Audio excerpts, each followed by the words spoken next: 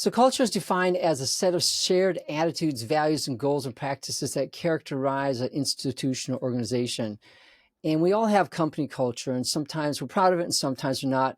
More often it's unintentional culture because we have values and visions that are written down, but they're not so much lived out in our company. And so what are the values and vision that the company truly lives and models every day? That's what you are and who you are, because what you do says more about your culture than what you say. And so today I'm excited to have on Brandi Kelly, who has been a social worker, superintendent, and now has a coaching speaking business to bring hope to business. And that's a lot of that's taking care of culture, creating a better culture. Brandi, welcome to Redeeming Business Today. And to start off with, could you tell us what is one way that you have found to honor God in your business? Yeah. David, first of all, I just want to say thank you for having me on the show today. It is an honor to be here. And for me, the journey from social worker to superintendent, now to CEO, was laden with a lot of adversity. And over the years, the only thing that has gotten me through that adversity has been my faith. And there is one scripture that I lean on. And I believe that God gave it to my mom when my brother Brandon drowned. And it's Romans 8:28. All things work together for the good of those who love the Lord and are called in accordance to his purpose. And that scripture reminds me that no matter what you go through in this life, no matter how hopeless you feel, there is always hope. And so first and foremost, my faith is what gives me hope, no matter what I'm doing in life. Very good. Yes, that's very powerful. And sometimes it seems overused, but it's accurate when you start to think about it and start putting situations together. It's very accurate. Yeah. Brandi, could you give us a little background to your what you've been doing in the past and how that's led you to the business you have today? Yeah, absolutely. So I have to go way back to the 1900s to start this story. When I was 15, back in the 1900s, Okay. Okay. I'm of that 1900s. age. Yeah. Um, it was one of the most difficult things I faced, and it was when my brother Brandon drowned. It was a Saturday afternoon. I was getting ready for prom, and my little brother Brandon and then our youngest brother Dustin went on a horseback ride, and they didn't come home. But despite that tragedy, despite the fact that he drowned on that day, the community showed up for us. There were tons of people searching on the banks of that creek where my brother, a seventh grade boy, went in on that Saturday afternoon. And we looked for him on Saturday, on Sunday, and we didn't find him until Monday. But then we had the funeral to honor his life. And his classmates boarded a bus during a school day and they showed up. They created a memory book that shared all of the stories of his mischievous spirit and his golden heart. Sure. And again, they showed up, but it was because of them, because of that community, that connection. I wanted to pay it forward. And so that's why I became a school social worker. And through the years, David, I never felt like I was doing enough. I never felt like I was fulfilling my purpose or my calling. So I kept going to school and I became a principal and I became a superintendent. And I still didn't feel like I was doing enough. And I believe that was because the higher I climbed, the stressors increased, Yep. but the things that really fueled my purpose and my passion, I wasn't able to do them as much the further away from the people that I got in the organization. Sure. And I kind of hit a wall in this superintendency that I was most recently in. That was the role I most recently served in. And all of that striving and that pressure to prove, to perform, to push forward, I feel like I lost myself a little bit. And there was a moment when I was getting ready to release my first book, Lead with Hope, Building a System of Self-Efficacy, that something shifted inside of me. And I sensed that God was telling me to be still. It reminded me of that Bible verse in Psalms, be still and know that I am God. And I had to surrender it all to him and give myself time and space and get into the word and really surrender to God and stop trying to strive and to control things in my own strength. I was reminded once again that you can do all things through Christ who gives you strength, Sure. but you have to give it to him. And so that's kind of where I found myself. And when I finally got still, he reminded me, and here I am going again with another Bible verse, Jeremiah 29:11. The plans I have for you. He has a perfect plan for our life. And he reminded me of that. And so I've started Spark HOPE EDU, and the whole mission of my business is to pour into leaders who are stressed, who are burnt out, who are striving and always feeling lost. And I've created, some programming for them to really help them lean into who they are, who God created them to be, and to find their purpose and their calling once again. That's cool. That's neat. I mean, it's the journey and what you're doing today, trying to bring hope to people. And I'm sure you've been able to help a lot of people that way. You did say something interesting. You said the further up you got, the more stressors there were, and it's Mhm. like you got away from the people that you really wanted to help. Yeah. So first of all, when you're at the top of your career as a superintendent, you advance as far as you're going to go. Mhm. How'd that make you? How are you feeling at that time? Was that a good accomplishment, a bad accomplishment, or what? When I got to that point, I was super excited. I was going to a school district very similar to that school district that supported us so many years ago, a small rural school district in Illinois. And it was a very proud moment. Um, and I would say for the first year or two, just learning the ropes and getting to know everybody and the systems and structures and processes and everything. Um, it was edifying, but then what I dealt with was, and I think in education we're dealing with it more and more with social media. It's the Mm-hmm. keyboard warriors. It's those people who have went to school so they think they know how to run a school. And school is very different than any other kind of business. We're not putting out blueberries. We're not putting out, you know, um, Ford pickup trucks. We are teaching America's youth. We are helping them to realize their full potential by teaching them the skills. And the skills have expanded so much just in my Sure. 25 years in education, from, reading, writing, and arithmetic to pretty much anything under the sun. But those keyboard warriors started to wear on me. And the stressors, there was some building projects going on. And I was kind of a district office of one. It was just me and my bookkeeper. That was it. And, you know, you have to surround yourself with people who are going to encourage you, support you, and lift you up. And being new in the district, I just didn't have that. And I found myself doing more, taking on more, trying to, be everything to everyone. And I just really hit a wall, and it started having an effect on my health. Okay. You said keyboard warriors. Are those people on social media would just every time you did something they didn't like, they would tell you about it on social media? Correct. We had Gotcha. those. And then, for instance, I'll give you a brief story. So, as a superintendent, one of the things that I liked the least was snow days. Okay. So, Sure. you see the forecast and snow is coming in. And Yep. so the next morning, about 4:30 a.m., you get up and you drive the roads in your car. Oh That's what I wow. did.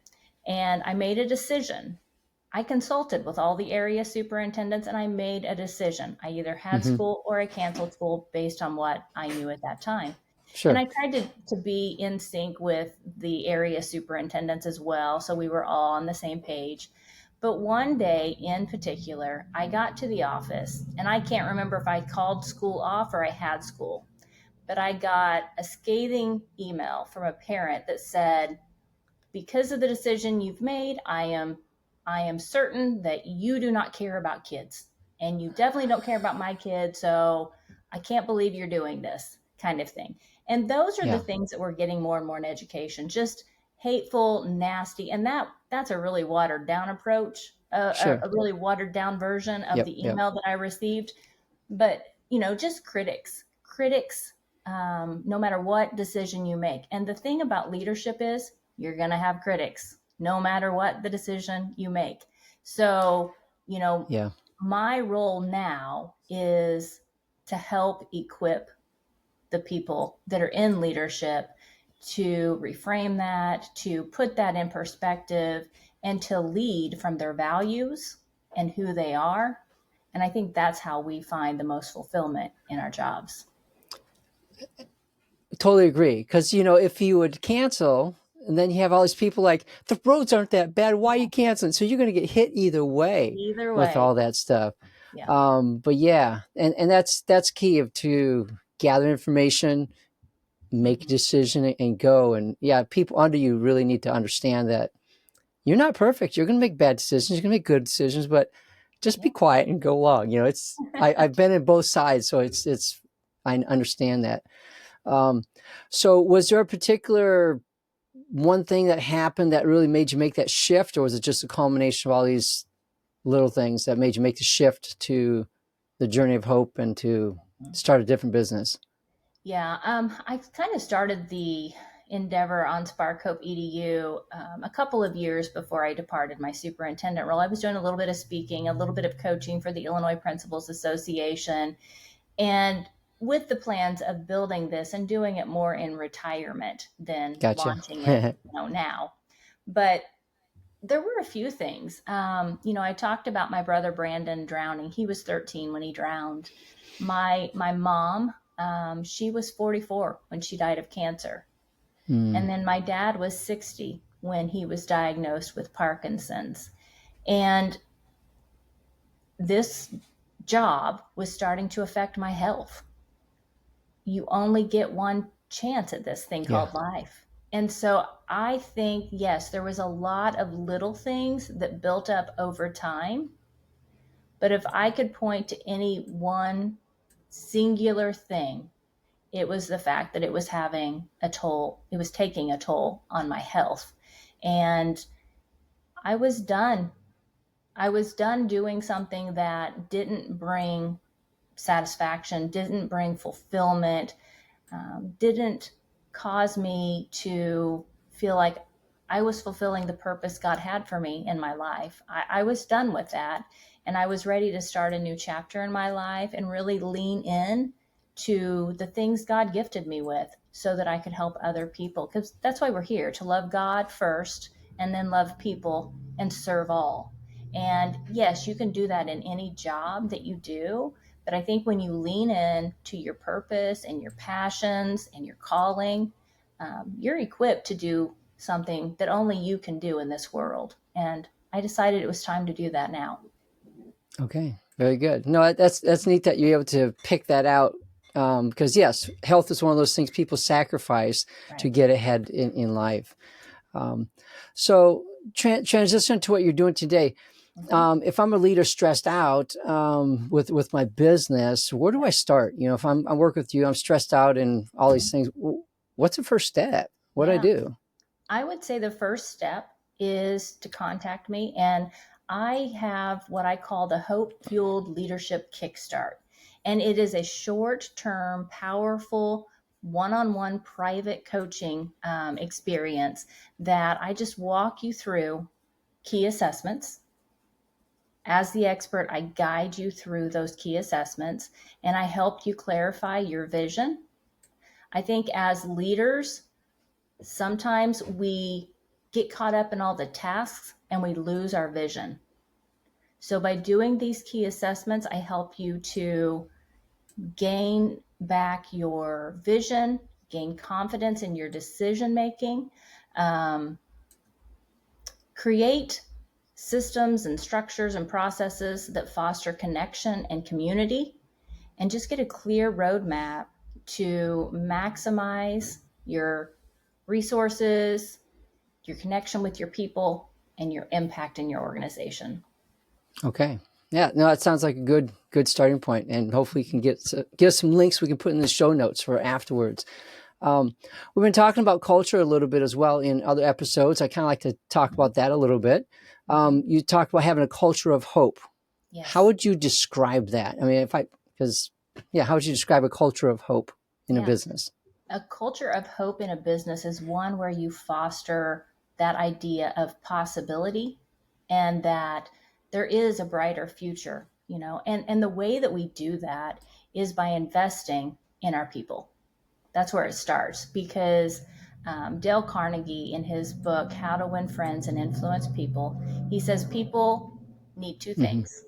They need to know they're valued and they're important, and they need you to articulate that to them, right? So if we, as leaders, can let people know that they matter, that we value them, that they're important, and that we as the leaders believe that there is a brighter future ahead, that there are possibilities ahead, and that we are going to attain the goals that we set, that's what our followers want. There was a Gallup poll put out in 2025, February of 2025, and they looked at trust, compassion, stability, and hope.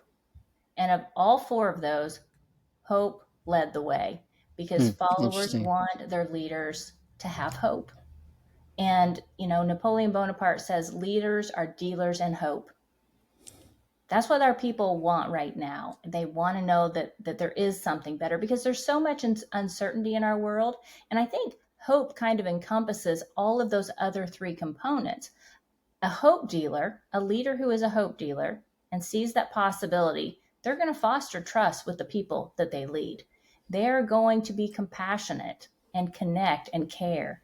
And they are going to create environments that are stable. And in our world, there is so much uncertainty. A leader who develops cultures of hope, they do all of those things in their organization. That's interesting, because at the end of 1 Corinthians 13 says these three: faith, hope, and love. Your faith in God, your hope of eternal life and resurrection, and of course, love is the biggest. But very cool. And so there again, if I have a business with a culture that needs to be improved, put it that way, and I like this message and I want to get a culture of hope. What would be do you have a couple good starting points of things I could do to help to communicate that to my people, that they're important and things are going to go well? Absolutely. So, one of the things that I believe is true with my system of hope, your habits are your small, consistent actions that you take every single day. It's something that happens over and over and over again. So that's where I would encourage you to start with something small and consistent. For instance, David, let's say that you and I work together and I'm the leader and I want to connect with you to start facilitating this culture of hope. It's just checking in with you, not asking you about the project, not asking you about something work related, but how are you? It's one thing to feel valued as an employee. It's a completely different thing to feel valued as a human being. And that's what people want right now. They want to feel valued, like they matter. And so I would encourage leaders to just go talk to your people, meet them where they are, find out who they are, maybe a little bit about their, kids or grandkids, and just get to know each other a little bit. That idea of connection is really, I think people are craving connection. We're wired. God created us for connection. That's how we're wired.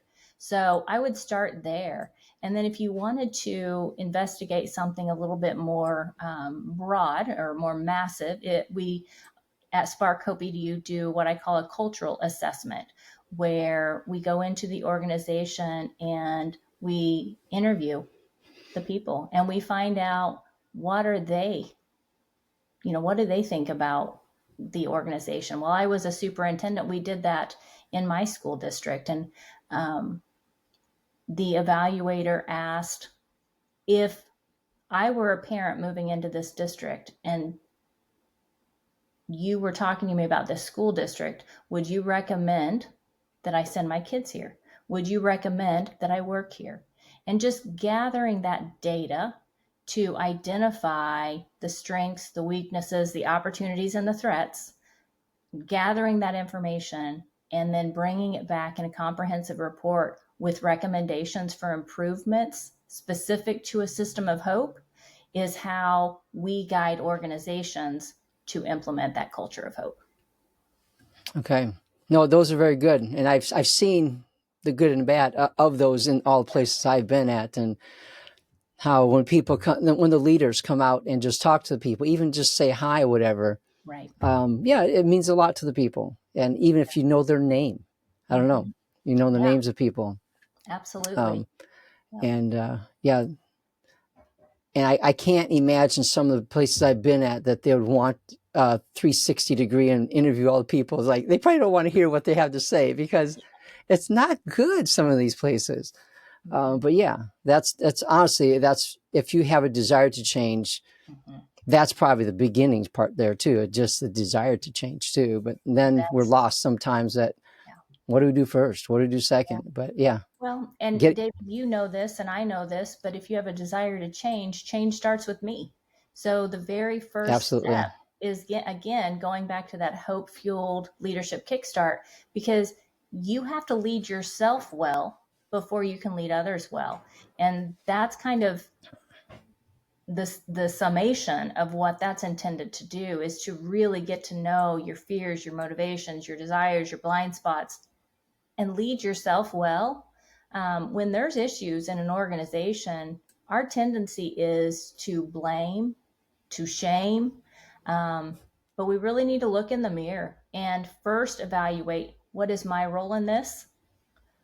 What is my perception in this? And maybe we need to reframe. Maybe we need to make some changes internally and start with the leader. That's not to say that's the case all the time, but it's certainly a good place to start. Absolutely. Yes. Start with the leaders. And some, I don't know if you said it, somebody else said it, that said, if there's a cultural problem, there's a leadership problem. Yeah. Because the leaders lead. And yeah, obviously they lead.